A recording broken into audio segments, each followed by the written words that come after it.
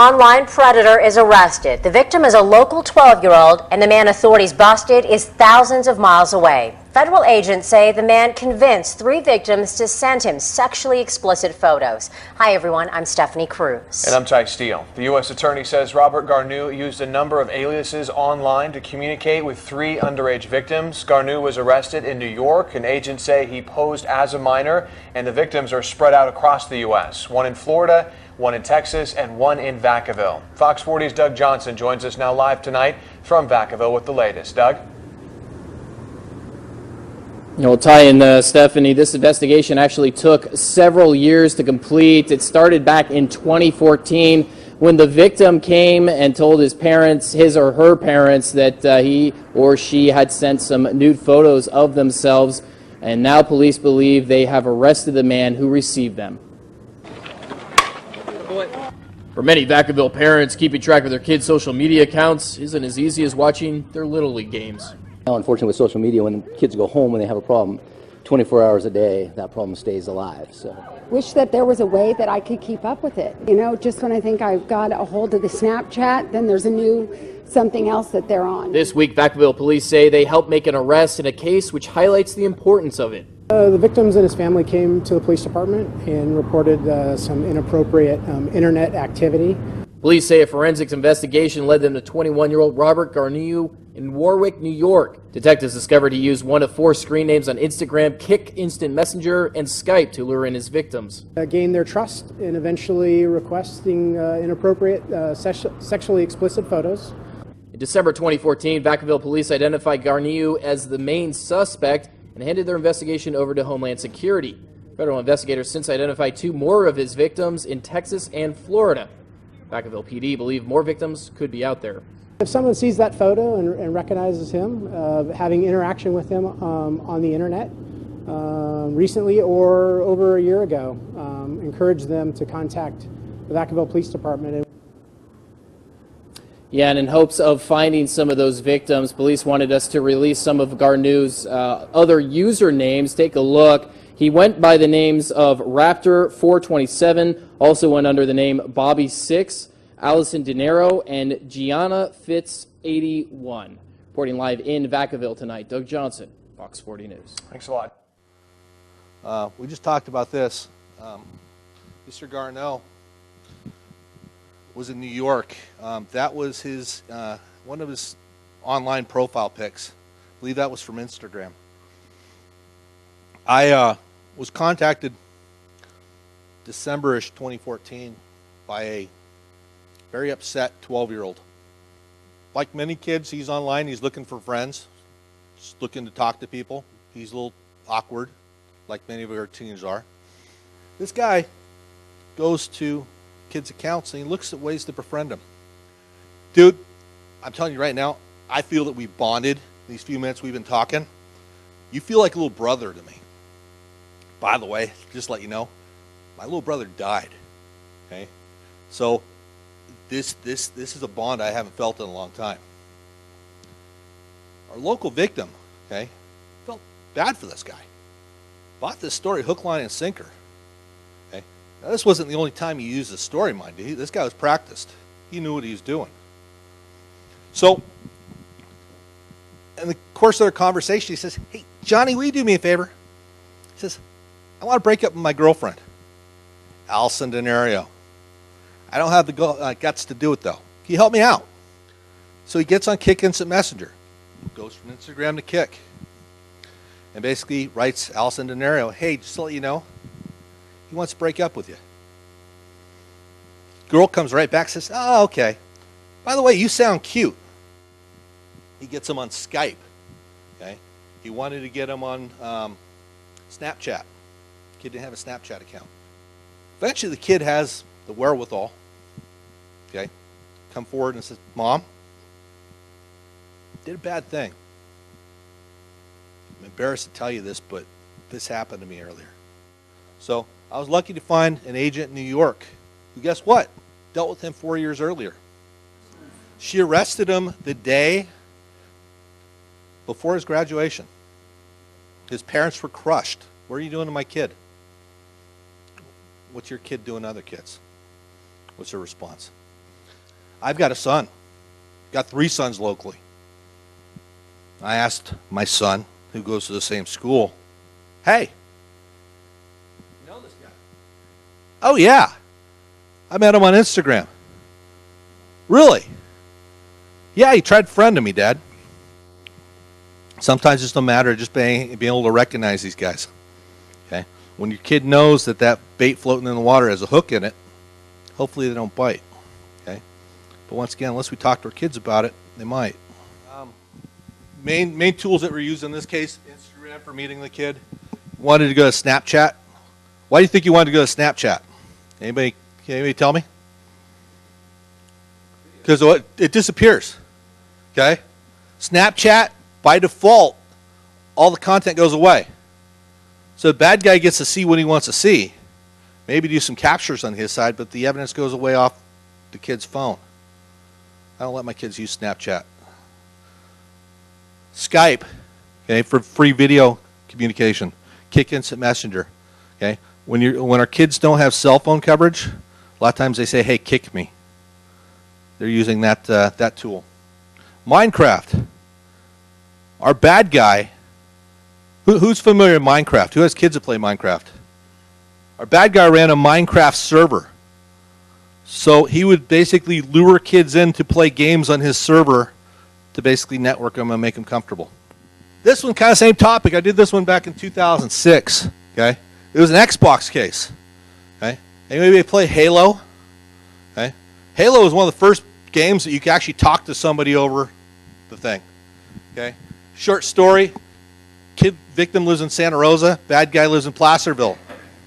You think it was too far for him to drive from Placerville to Santa Rosa to meet up with this kid? No. He basically met up with this kid in the park after talking to him for a few weeks. Came back the next week with another kid. He was actually actively molesting. They found several other kids he was molesting in Placer County, or Placerville. That's El Dorado County. They're kind of old school up there. He actually ended up getting 90 years to life plus 28 years. Julio Bardalis lived in Napa. This guy, though, he would get online. He'd pretend to be a little girl, okay, teenage. And this was back in the day when we had to get on laptops with webcams. Okay? Where are we at now? Every device has 2. He had 20,000 child pornography files in a lockbox in his bedroom. In there, he also had handcuffs and a stun gun, necrophilia, pictures of dead kids.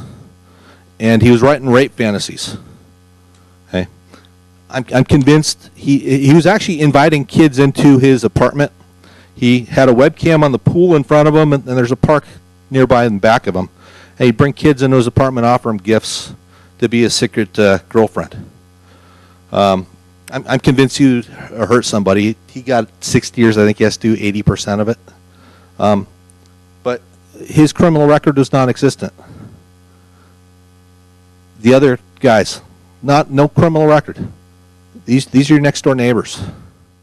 Okay. Knowledge of power and communication is key. Those are the 2 things I want to really get through to you. We need to talk to our kids. We can shelter them all we want. We can place restrictions all we want. But here's the thing. What are your kids going to do with restrictions?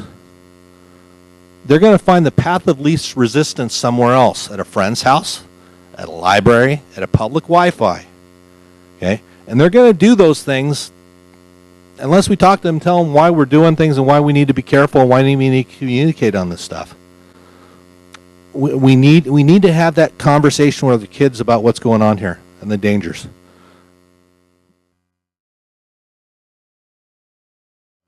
All these devices, okay, from the Xbox 360s to the PlayStations to the Nintendo DSs, okay, Nintendo DS has a camera.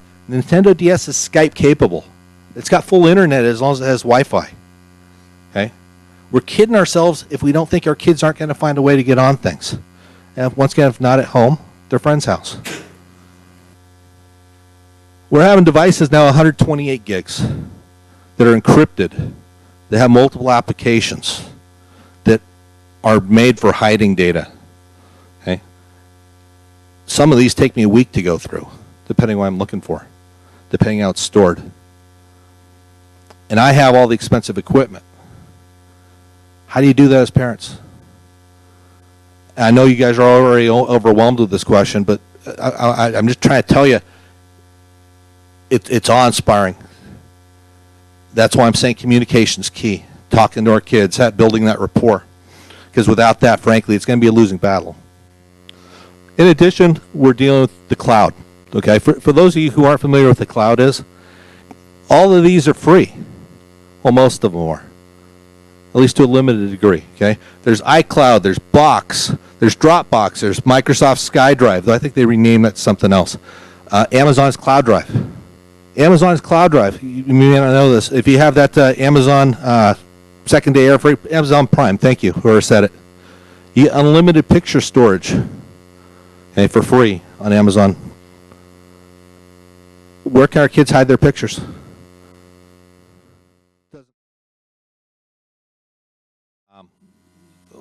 What do we know? We can't keep our kids off the internet, okay? As much as we'd like to, it's there. It's part of society. It's not going away. Our kids obviously aren't on MySpace anymore. They're not on Facebook either. They are to a limited extent. Sometimes they'll use Facebook Messenger. Not our local kids. They're using Instagram Instant Messenger. They're using Snapchat. They're using Kik predominantly. It's amazing. My kids don't want to leave the house nearly as much as I used to want to. They go online. They go where their friends are. My friend's playing this game on the PlayStation 4. We got group going. That's where I'm at. They got the headsets on. They're talking to each other. What are our kids using, 13 to 17? Well, according to this survey from 2015, it's saying Facebook, not locally. Instagram, yes. Snapchat, yes. Twitter, yes, but to a lesser degree. What I'm seeing of our local Twitter use, if they want to do a public shout out on something, hey, everybody, listen, they use Twitter. I'm not seeing a lot of one-on-one traffic with Twitter locally. Where are kids spending a lot of our time? Oh my gosh, my youngest, they actually pay people to make videos on YouTube these days. I like YouTube too once in a while, but not several hours a night. There's actually videos of other people playing video games. They're hours long. I don't get it. But once again, it's not for us to get, is it? It's us to try to understand where our kids are and what they're doing. Okay? Literally, I sneak into my kid's room as much as I can to see what he's doing. I open that door real quick. Ha-ha! YouTube. At least as far as I know. Facebook, Instagram, Snapchat. I may get more into Snapchat, but I'm going to say this. I'm not going to tell you what to do in your households. I don't let my kids use Snapchat. Why? Because all the traffic on there is encrypted. It's all set to self-delete. Do you know who I see using Snapchat locally? Are criminals. Why? Because they don't want me to find stuff on their phones, on their tablets. Why are kids using Snapchat? We all heard of sexting? All that stuff that they don't want us to see. I'm not saying you should see everything on your kid's phone. Okay? I'm not saying that you have to absolutely monitor their communications. But once again, I don't want them being sneaky about it. So at least in my house, I don't let them use Snapchat. Personal preference. Once again, there's a variety of different messaging apps. I mean, if you guys saw Yik Yak on your kid's phone, who would know what Yik Yak is? WhatsApp. WeChat. Once again, 1,600,000 applications on the Google Play App Store. This is just a smattering of them. Could all this be different 2 months from now? A year from now? Oh, absolutely. Once again, they go where their friends are. Instagram. Icons recently gone from this to this, if you haven't noticed it. I didn't know this. Originally, it used to just be sending pictures out to people in your group. You know what they added a few months back? Instant messaging. There's this little icon right up here in the upper right-hand corner. That's how you send private messages now. So if you think your kid's just sharing pictures on Instagram, no, they're completely communicating that way. And once again, that's at least how my kids are predominantly doing it these days. Kik, once again, there's about 275 million users of Kik. It's a free application. It's just for instant messaging and sending pictures back and forth. I'm seeing that predominantly used when our kids don't have cell phone service. They only have Wi-Fi. So they have your iPad. They have Wi-Fi at home. That's where they're going until they get their phones. WhatsApp, just another free instant messaging program. One of the things we're going to be astounded to find out, our kids are going to have multiple email accounts. Are kids communicating by email? No, it's too slow. Okay? But they use it to set up strictly their social media accounts. Okay? It's not uncommon for most kids who have multiple social media accounts to have multiple email accounts. Just keep that in mind. If you run across multiple emails at home, how many of those are tied to different social media things? Google Voice. Anybody use Google Voice? Great tool. Free phone number. Actually, the last one gave you a free phone number too. Our kids have multiple phone numbers. Okay? If we turn off their self-service and we say, ha-ha, no more phone for you, it's not stopping them. They just get a free application with their Gmail or whatever else they want to use, and they get another phone number to use and call and text. Talkatone, simply another one. uTorrent. Okay. Here's one. Peer-to-peer file sharing.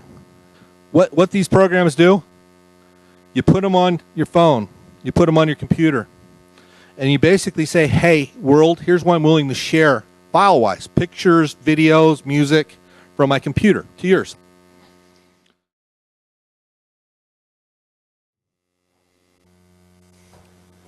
Vault apps. Anybody heard of them? I'm going to show another quick video.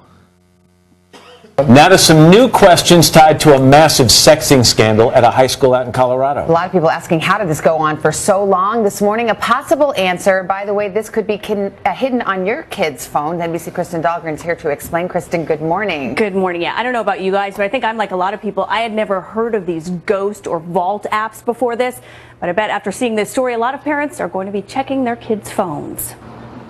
When at least 100 students at Colorado's Canyon High School were accused of trading nude and explicit photos like baseball cards. It got to the point of maybe a little bit of a contest, see who could collect the most. Many wondered how so many parents couldn't have known. The answer may lie behind this calculator. I did a search for hidden apps, and it brought up this calculator app. It works like any other calculator until you put in your secret code, revealing hidden pictures. Ghost apps, hidden apps, they're everywhere and the kids know about them. But many parents don't. The apps are specifically designed to hide things from parents, educators, and grown-ups. In 2012, a McAfee teen internet behavior study found over 70% of teens have hidden online activity from their parents. This one father in particular, he wept so hard and thought he was a failure because he just could not believe his 12-year-old daughter would be sending out inappropriate naked pictures of herself. It's not just Colorado. Last week, there were sexting scandals in Pennsylvania, Ohio, and Tennessee. There isn't a school in the United States probably at this point that hasn't at some point dealt with the issue of sexting. So what can parents do? Experts say check out any new apps, especially those that have accessed the phone's camera. Look for redundancy, like 2 calculators on a phone, or use parental controls so you have control of what's downloaded. But perhaps more than anything, start a conversation. The big message for kids here is you think something may just disappear online, but it doesn't. It's permanent, and it can come back to haunt you.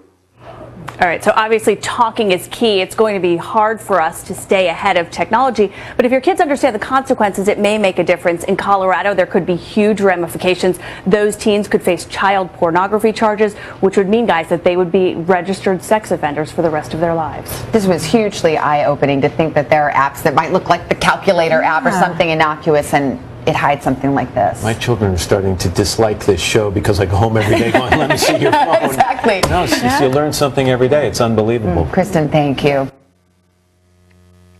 Once again, there's a lot of Vault apps. If you just look up Vault apps on Google Play or the iTunes Store, there's a lot of them out there.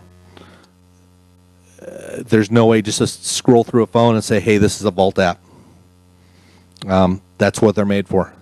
Once again, that's where communication comes into it.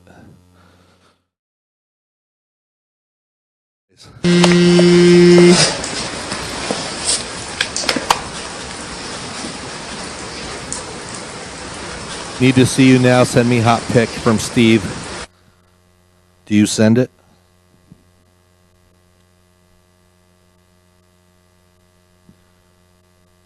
This is not interactive. It's just the video. She says no.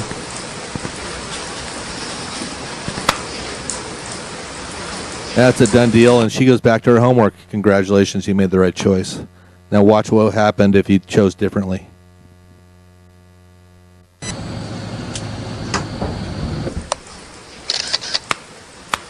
She's taking pictures of herself, sending them. I'm sorry. You forget? No, I'm sneaking out. It's too early. Are you? All right, 9 o'clock the party. 9:15. Should he show his friends? Yes or no? No. Sorry, you no longer have a choice. I heard it was too many. Check this out. That's cool. Yo, what up? Whoa!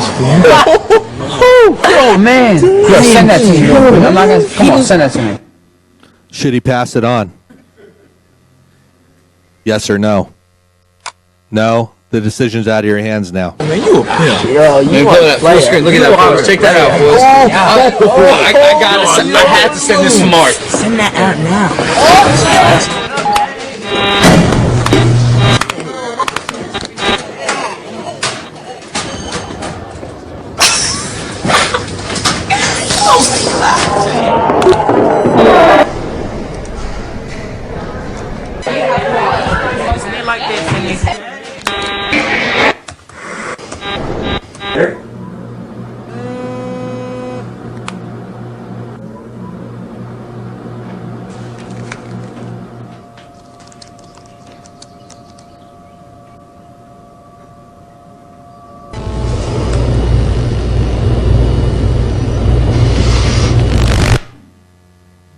Don't let her decide where your image ends up. Think before you post.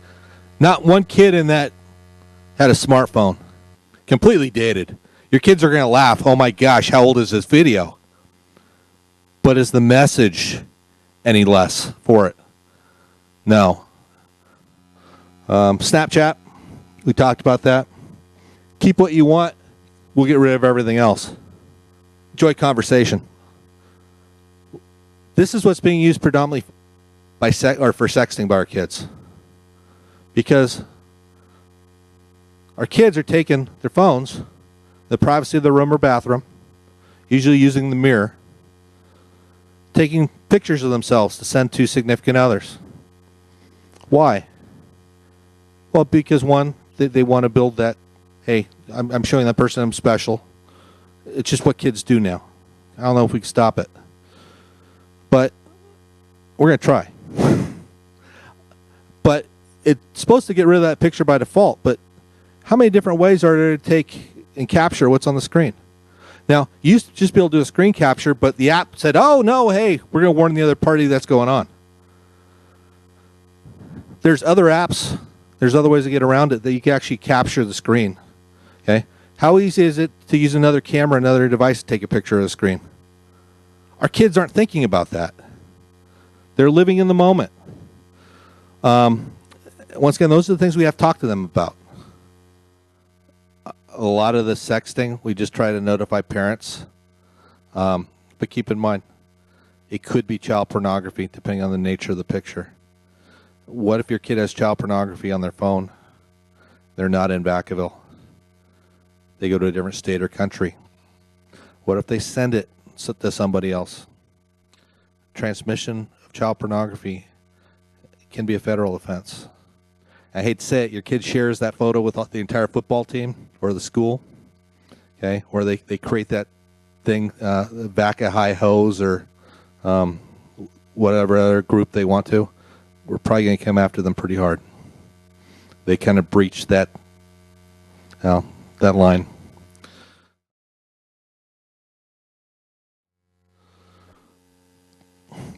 What are our kids doing with us? Hide and seek.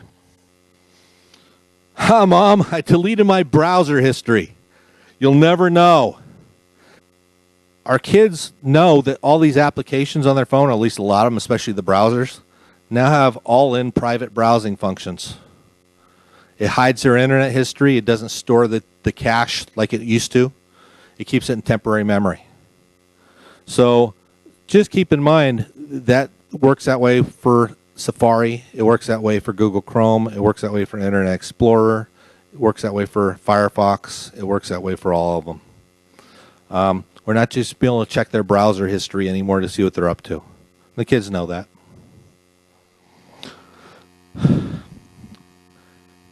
There's not many things I'm going to have you write down, but this is one of them. This is a great site. Netsmarts.org. They spell it purposely bad. It's netsmartz.org. What I like about this, it's endorsed by the National Center for Missing Exploited Children. Okay, that's a non-profit company, and so is this one. They're strictly not trying to market anything. They're looking after the welfare of our kids. When they're not trying to sell you something, their motivations are pure. They're not trying to sell you anything. There's no advertisements here. There's nothing. There's spots for parents, educators, law enforcement, teens, and kids. It breaks down topics. Cell phones, children as victims, cyberbullying, email, chat rooms, file sharing, that peer-to-peer stuff I was talking about, gaming, identity theft, inappropriate content, internet safety, predators, et cetera, sexting. It's a resource gold mine. It's all the stuff I want to present, but we don't have time. Any questions you have, go here. There's some great stuff. There's some great talking materials. There's some great contracts. We talked about those. The best part is when you're talking about the kids area, it knows that not all our kids are the same. So it's got ones for the elementary schools, for the middle schools, and the high schools. For example, here's Parents Guide to Smartphone Safety. Okay, it's just a one-page sheet. Talking about cyberbullying, geolocation, inappropriate content, sexting, viruses, and malware, et cetera, et cetera. But once again, it's just a one-page summary. There's many more pages of information behind this. As I said, I can't educate you on everything tonight, but this is a great resource. I haven't tested these. Vacaville PD doesn't endorse these. They're just options. I Googled. Okay, I did some research. I would suggest if you go with any of these applications, you do the same thing. One, this is probably the least restrictive of the group. It's called NetNanny. Okay, NetNanny has been around since way back in the day, 10 years plus, for the home PC, for the Apples. Now they have versions for your phone and whatnot. It doesn't give you the full monitoring privileges, okay? But it does allow you to do things like internet filters, block pornography, time management, mask profanity, and some other things. This is probably better for your smaller kids, right? Probably not going to work on your older kids. They're going to find ways around it. But if you're looking at your small kids, your elementary school, early junior high, this might be a good thing.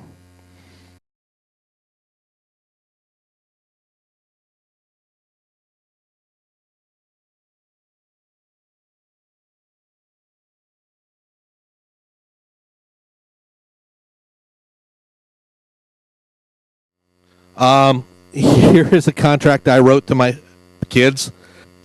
I'm not a lawyer. I wrote this. This works at home. I've amended it many times. My kids have found loopholes. It's adaptable. If they don't sign the new contract, they don't keep their phone. NetSmarts has a version of this on their website. I'm more than happy to share this, but adapt it to your own needs. I said, you can't have Snapchat on here, on mine. You can't use it as school. I've got a bunch of things on there. Adapt it to your own needs. Security on your devices. Okay, let's talk about that. The surest security is going to be at the operating system level. Okay, what do I mean by that? Through Windows for a PC or your Mac operating system. There are securities built into your computers. There's security built into iOS for parental controls to set up restrictions on what they can do and can't do. Can they install applications? Can they go to mature rated sites? Can they do this? Can they do that? If you want to see what your kids are doing and you want to keep control of their phones, iOS, Apple is a better way to go. More expensive. I'm not trying to sell you an iPhone, but you can set up things that you can't do on Android. Okay? Now, who's familiar with the term jailbreaking? Okay? Jailbreaking, our kids love to do this. They try to basically overwrite the operating system with something a little more varied. If you see something called Cydia, C-Y-D-I-A, on their iPhone, they've jailbroken their iPhone because they want to beat their parents and they don't think you'll realize it. C-Y-D-I-A. The droids are actually easier to jailbreak. The droids do not have this built-in parental safety feature, okay, in the phone. Not there in the operating system. The droids have other things you can put on the phone to act like this, but they're pay-for utilities. We'll talk about that too. Okay, but once again, parental controls on an iPhone is a wonderful thing. However, it's only as good as your weakest link. Okay, if they know the 4-digit security password or the 6-digit security password, they get to rewrite the rules. Do not share your 4-digit security passcode. Do not use the same security passcode you use for everything else in your house. Your kids will know it. Be careful. In terms of a lot of data loss occurs when you're on public Wi-Fi spots. Okay?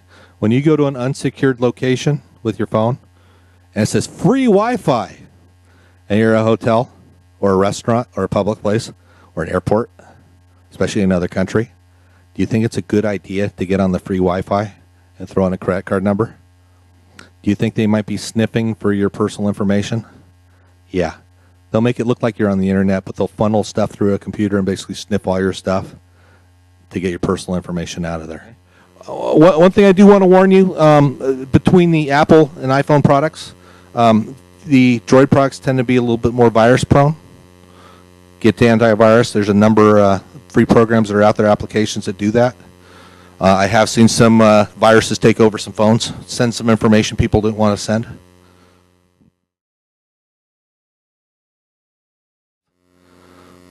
We need to have that conversation with the kids about what's going on here and the dangers.